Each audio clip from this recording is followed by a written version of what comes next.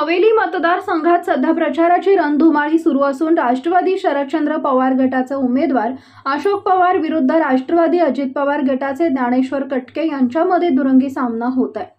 मात्र सर्वच उमेदवार माजी आमदार स्वर्गीय बाबूराव पाचरणे यांच्या स्मृतीस्थळावर नतमस्तक होताना दिसत आहेत। 2 दिवसांपूर्वी अशोक पवार यांनी देखील शक्तीस्थळाचे दर्शन घेतले होते, तर आता महायुती राष्ट्रवादी काँग्रेसचे उमेदवार माऊली कटके यांनी माजी आमदार स्वर्गीय बाबूराव पाचरणे यांच्या स्मृतीस्थळाचे दर्शन घेतले। स्वर्गीय बाबूराव पाचरणे हे अतिशय साधेसुधा व्यक्तिमत्व होते। त्यांनी समाजातील सर्व घटकांना मदत करण्याची भूमिका घेतली। त्यांच्या कार्याचा आदर्श आणि विचार पुढे चालवण्याचा प्रयत्न आम्ही करत आहोत, असा विचार यावेळी माऊली कटके यांनी शिवशाही न्यूजला बोलताना व्यक्त केली आहे। काय सांगाल? साहेबांनी आपल्या संपूर्ण आयुष्यामध्ये आपल्या विचारातून खरं तर समाजामध्ये शिरूर, हवेली आणि पुणे जिल्ह्यामध्ये एक वेगळी ओळख निर्माण केली। एक साधं भोळं व्यक्तिमत्व, समाजातील शेवटच्या घटकापर्यंत कुठली व्यक्ती आली तरी त्यांचं ऐकून घेऊन मदत करणारे आणि या 40 वर्षाच्या आयुष्यामध्ये संघर्ष करत असताना समाजाशी प्रत्येक घटकाशी नाळ जोडलेले हे एकमेव पुणे जिल्ह्यातील उदाहरण आपल्याला देता येईल।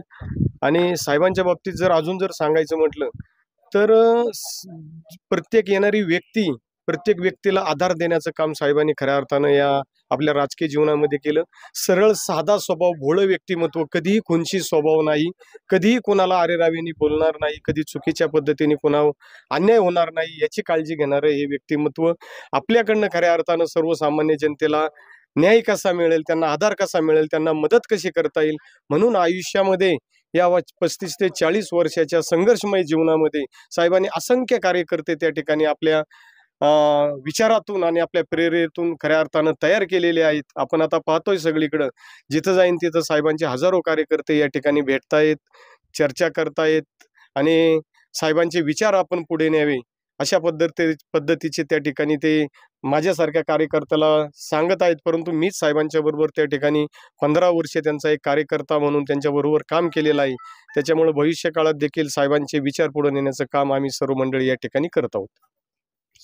ताज्या घडामोडी जाणून घेण्यासाठी शिवशाही न्यूज यूट्यूब चॅनलला सबस्क्राईब करा। आपण हा व्हिडिओ फेसबुकवर पाहत असाल तर फेसबुक पेज फॉलो करा आणि शिवशाही न्यूज.com या आपल्या वेबसाईटलाही भेट द्या।